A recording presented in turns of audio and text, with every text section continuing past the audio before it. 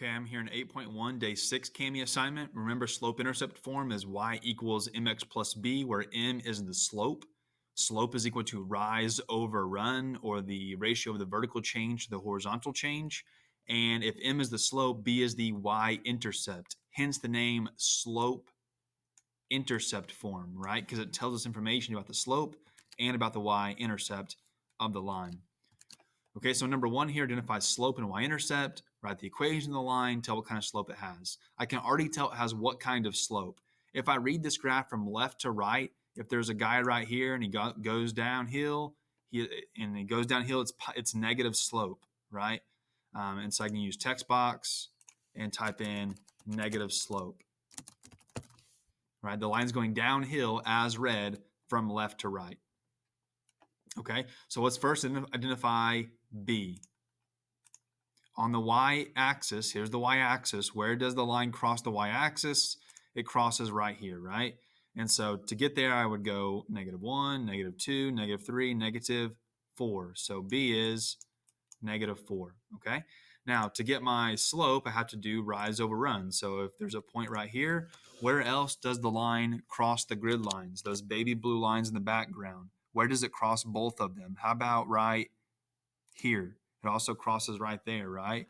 And so I would need to go up 1, 2. And if I go up 2, I am rising 2. That's a positive 2.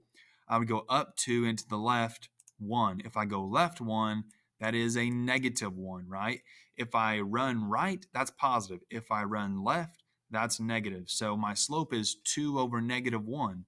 And 2 over -1, isn't that -2? 2 divided by -1, that is a -2. That is my slope, okay? So in the equation, in slope-intercept form, which of course is y equals mx plus b, maybe you have that memorized by now, y equals mx plus b, all I need to do is plug m and b into this equation. And so I'm going to get y equals m. What's m? M is -2. So I'll put -2 in for m. I'll put -2 in for m. X stays as x. What's b? B is -4. So I'm going to put a -4. And so this right here is the equation of the line in slope-intercept form. Y equals -2x minus 4. We already said the equation should have negative slope. And if we look at the m is a -2, which makes perfect sense because if the slope is negative, our m should be negative. And so this has negative slope. And number 2 right here, look at the line. Is the line going uphill or downhill? As read from left to right, it looks like the slope is, or the line is going uphill. And if going uphill, this is going to have what kind of slope? This would be positive slope, right? Because the line's going uphill. And so I would expect my m, my slope, to be a positive number. Well, let's first find the y-intercept. Where does the line cross the y-axis? The line crosses the y-axis right there, okay? And so what is that number? If this is 0 at the origin, I would go down 1, 2, 3. And so that is, of course, -3. I need to also find a point where the line crosses both the grid lines. How about right there, right? It crosses both the grid lines there. And so I need to go, to get from here to there, I would go up how far? I would go up 1, 2, 3. So I rise 3. Of course, that's a positive 3 because I'm going up. If I go up, that's positive. If I go down, that's negative. So I rise 3. After I rise 3, I run to the right. I run to the right 1. And if I go right 1, that is a positive 1. And so this is a 3 over 1. 3 over 1 or 3 divided by 1, that is simply 3, okay? So in slope-intercept form, if slope-intercept form is y equals mx plus b, I need to plug m and b into this equation. So y equals m. What's m? M is 3. So I'll put 3 in for m. X stays as x. What's b? B is -3, so I'll put a -3. This right here is slope-intercept form. We said that we would have positive slope. Look at our m. Our m is a +3, which makes perfect sense because the line's going uphill, so it has positive slope. Number 3, let's rewrite this into slope-intercept form. So we need this in the form of y equals mx plus b. So as you can see, I have y on one side, everything else on the other side, my x term listed first, and then my constant term. All right, so in this equation, it looks like y right there is on the left side of the equation. And so how would you move this minus 3x to the right side? How would you undo the subtraction? You would undo the subtraction by addition. So I would add not 3, I would add 3x. 3x to both sides. 3x to both sides. So that these 3x's will cancel. Now I have 2y on the left side. 2y, bring my equal sign down, put the x term first in slope-intercept form. So this is 3x. Then I have a 12, which is a positive 12. So I need to put a plus sign, positive 12. Solve for y by dividing every term in the entire equation by 2, since 2 is the number in front of y. So divide by 2, divide by 2, divide by 2. So those two simplify. So I have y equals, which is exactly what I want in slope-intercept form. Okay, this is a 3 over 2. Wouldn't you agree that's 3 halves? That's 3 over 2. So 3 over 2. Don't make it a decimal. Leave your slope as improper. I also need to write an x. Don't forget your x. Many of you are forgetting to write this x. You cannot forget to write x in slope-intercept form. So it's 3 halves x. Then you have this right here. What's 12 over 2? 12 divided by 2, that's positive 6. So this right here is slope-intercept form. M right here, M is 3 halves. M is the number in front of x. B is the constant term, so this term is a positive 6 or just 6. Okay, so it's in slope-intercept form, identified M and B. Number 4, slope-intercept form, so you got to solve for y. Y is on the left side, so everything else needs to go on the right side. So undo the addition by subtraction. I subtract not 4, but 4x from both sides. I subtract 4x from both sides, so those 4x's cancel. So on the left side, you got 3y. Bring your equal sign directly down. Put the x term first. This x term is not a 4x. It has a minus sign in front of it. And so that is a negative 4x, a negative 4x. Then you got this 12, which is a positive 12, positive 12. Solve for y by dividing every term by this number right here that's in front of y, which is a 3. So divide every term in the equation by 3. So those 3 simplify. So you have y equals, then you have this right here, a negative 4 over 3. That's negative 4 thirds. Leave it as improper. So negative 4 thirds x, negative 4 thirds x. Then you got 12 over 3. 12 over 3, that's a positive 4. So this is slope-intercept form. M right here is the number in front of x. So that would be negative 4 thirds. B is right here. It's the constant term. It's a positive 4. And so B is 4. B is 4. Number 5, let's check and see, is this point, negative 1, 2, is that a solution to the system? So remember, this is an ordered pair, which means x comes first and then y, just like the alphabet, x before y. So let's call this equation 1, and let's call this equation 2. Let's see if it works in equation 1 first. If it works in equation 1, then we'll check equation 2 to see if it works in both equations. So equation 1, I got y equals negative 2x minus 4, okay? Let's plug in negative 2 for y. So here's a y. I'll put a negative 2 in. Bring my equal sign down. This says negative 2x, which of course is negative 2 times x. So negative 2 times x, x is negative 1. Then subtract 4. Okay, so I got negative 2 on the left side. Right here, you got negative 2 times negative 1. That's a positive 2. Still got to subtract 4. So on the left side, you got negative 2. On the right side, 2 minus 4 is also negative 2. So yeah, it works in this equation. So that doesn't yet mean that this point is a solution. It must be a solution in both equations. It must work in both equations. So after you check equation 1 and it works, then you got to check equation 2. Okay, so equation 2, y equals 4x plus 2. Let's plug negative 2 in for y. So here's a y. I'll put negative 2 in. Then I got 4 times x, so 4 times negative 1. 4 times negative 1. Okay, plus 2. So I got negative 2 equals, what's 4 times negative 1? 4 times negative 1 is negative 4. Still got to add 2. So negative 2 is equal to negative 4 plus 2. Negative 2, right? So, yep, it works here too. Negative 2 equals negative 2 here and here. And so, yes, this point is a solution. So we'll use text box. I'll say, yes, this point is a solution. I can say that because I've shown my work to clearly, I can clearly see based on this work, this mathematically correct work, I can see how the left side is equal to the right side. So yes, this point is a solution because it works not in one equation, but in both equations.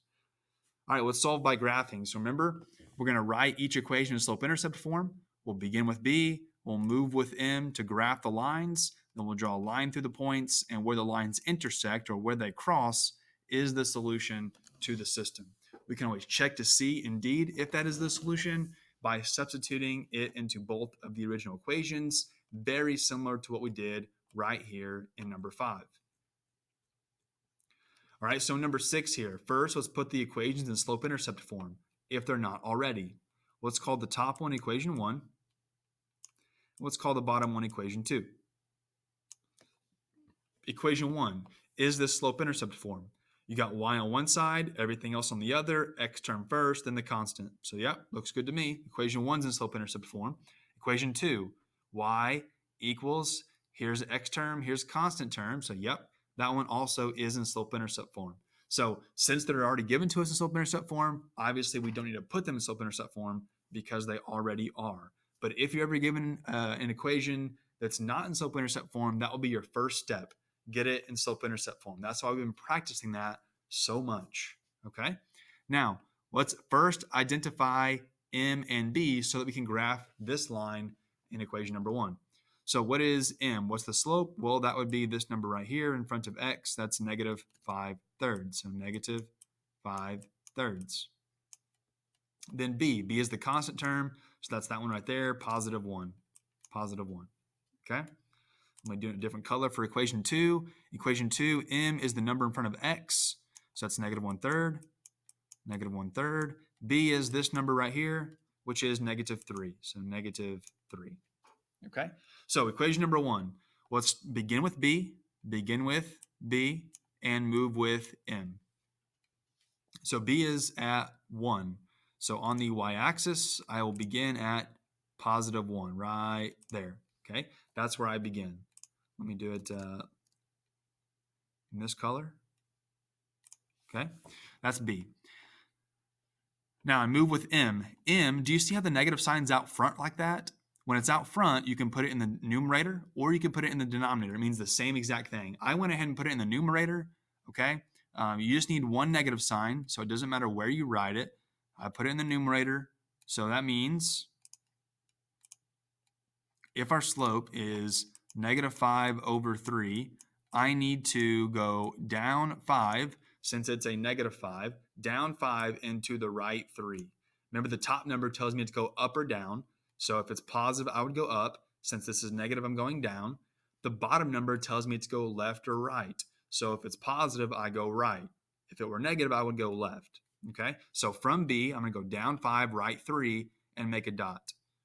Okay, so from B, down 5, 1, 2, 3, 4, 5, right 3, 1, 2, 3, and make a dot.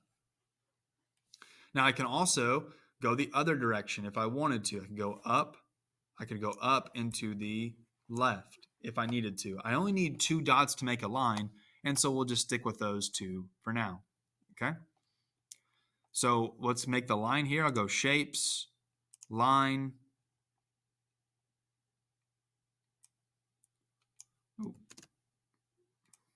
And connect the dots. Okay? Arrows on the end of the line to show that this continues forever in both directions. At the very end of the line, put a 1 and circle it so that we can know that's line 1. All right, line 2. Line 2, I begin with B. B is at negative 3. B is at negative 3. So here is B at negative 3 right there. Okay, its slope is negative 1/3. Again, I put the negative sign in the numerator. Doesn't matter if you put it in the numerator or the denominator. Either one works. Down 1, I need to go down 1 to the right 3. Down 1, right 3. Down 1, right 3. 1, 2, 3. Okay, as you can see, I got a dot there on the other line as well. So that looks like it's going to be my solution. Let's connect the line. Okay, arrows on the end of the line. And at the end of the line, put a 2 and circle it because this is line 2. Line 2, all right? So the equations were in slope-intercept form, identified M and B. I began with B, I moved with M. Now I find the point of intersection. These lines intersect, they cross right here. So that is the solution to the system. So I need to write that ordered pair right there. To write the ordered pair, of course, I begin at the origin. And to get to this point, I would go right 1, 2, 3. So that means the x point is 3. After I go right 3, 1, 2, 3, I go down 1, 2, 3, 4. If I go down 4, that is -4. So the solution is 3, -4. 3, -4 is the solution. Number 7, okay? This is equation 1. We'll call this equation 2. Equation 1 is already in slope-intercept form. I have y on one side. Here's my x term. There's my constant term. So my my slope is what number? What number is in front of x? I don't see a number, so it's 1, but there's a negative sign, so it's -1. B is this number, the constant, which is 1. Now, on equation 2, it's x equals 3. Remember, if x equals something, this produces a vertical line, right? The top number, or sorry, not the top number, but the top part of the x looks like a V. V is like vertical, okay? This produces an up and down line, a vertical line on 3, okay? So if it's x equals something, it's a vertical line on that number, an up and down line on that number. The trick is, look at the top part of the x, it's a V, V for vertical, up and down. So let's graph equation 1. Equation 1, I begin with B, which is at 1. Okay, and then I'm going to go, if my slope's -1, this is like -1 over 1, right? So I need to go down 1 and right 1. Down 1, right 1 from B. So here's B, down 1, right 1, put a dot. Down 1, right 1, down 1, right 1, down 1, right 1. I could also go the other direction. So instead of going down to the right, I could go up and to the left from B. So here's B, up 1, left 1, up 1, left 1, up 1, left 1. And I can continue that forever and ever. Connect your dots.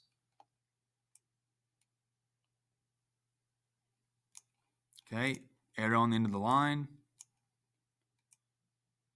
And this is line number 1. Okay, line number 2, we said is going to be a vertical line on 3. Okay, so vertical line, up and down line on 3. So looking like this. Ooh. Vertical line on 3. Okay, so like that, and draw arrows on the end of the line. Okay, this is line 2. And you see, where does it intersect? Intersects right here, right? That's where the lines cross. And so what is the ordered pair there? The ordered pair is right 1, 2, 3. So x value is 3. After I go right 3, I go down 1, 2, -2. So 3, -2 is the solution. That's where the lines intersect. Number 8 here, just ask you, what is the solution to the system that's graphed below? Okay, so where do the lines intersect? Well, they intersect right here, right? So what's its ordered pair? To get the ordered pair, again, I want the xy value, right? That's an ordered pair. The x number, if I start from the origin, okay, I would go left, that'd be negative, or right, that'd be positive. Of course, here I would go right 1. If I go right 1, that means my x value is positive. And then the y value would tell me to go up or down. Okay, if I go up, that's positive. If I go down, that's negative. So after I go right 1, I go up 1, 2, 3. Okay, and so my y value is +3. So this is the solution to the system. Right 1, up 3. That point is 1, 3. Okay, number 9 here, the solution to this system looks like they cross right here. And so what's its xy value? Its xy ordered pair, if I start from the origin, I would go left 1. And so that'd be a -1. after I go left 1, I got to go up 1. And so that's a positive 1. So -1, 1. Number 10, what is the solution to the system? They don't intersect. So do they have a solution? No, they don't. No solution. Okay, no solution. If the lines do not intersect, if they're parallel lines like this, like train tracks, they will never intersect. If they never intersect, they have no solution.